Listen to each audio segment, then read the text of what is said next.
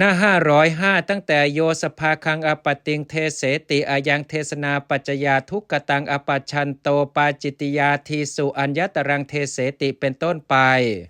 ภิกษุใดแสดงสภาคาบัตภิกษุนี้ชื่อว่าแสดงอาบัติอย่างใดอย่างหนึ่งมีปาจิตตีเป็นต้นต้องทุกกฎเพราะการแสดงเป็นปัจจัย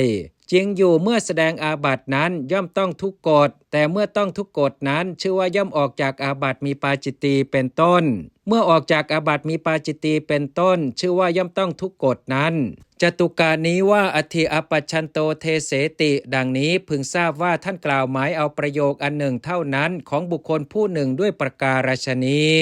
วินิจฉัยในกรรมจตุกะพึงทราบดังนี้ภิกษุต้องอาบัติเพราะไม่ยอมสละทิฏฐิลามกด้วยกรรมเมื่อแสดงเสียชื่อว่าออกด้วยมิใช่กรรม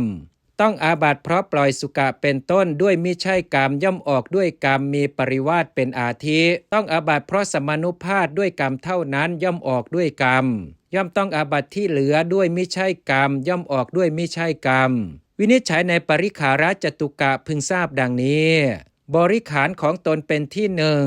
บริขารของสงฆ์เป็นที่สองบริขารของเจดีย์เป็นที่สามบริขารของคฤหัสถ์เป็นที่สี่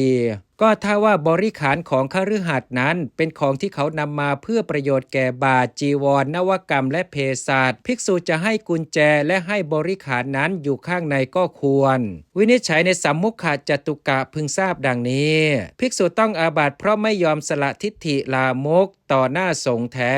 แต่ในเวลาออกไม่มีกิจที่สงฆ์จะต้องทำเพราะฉะนั้นจึงชื่อว่าออกลับหลังต้องอาบัติเพราะปล่อยสุกะเป็นต้นลับหลังย่อมออกต่อหน้าสงฆ์ต้องอาบัติสมนุภาพต่อหน้าสงฆ์เท่านั้นย่อมออกต่อหน้าย่อมต้องอาบัติที่เหลือต่างโดยชนิดมีสัมปชานมุสาวาทเป็นต้นลับหลังและออกก็ลับหลังอชานันตจตุกะเหมือนกับอจิตตกะจตุกะ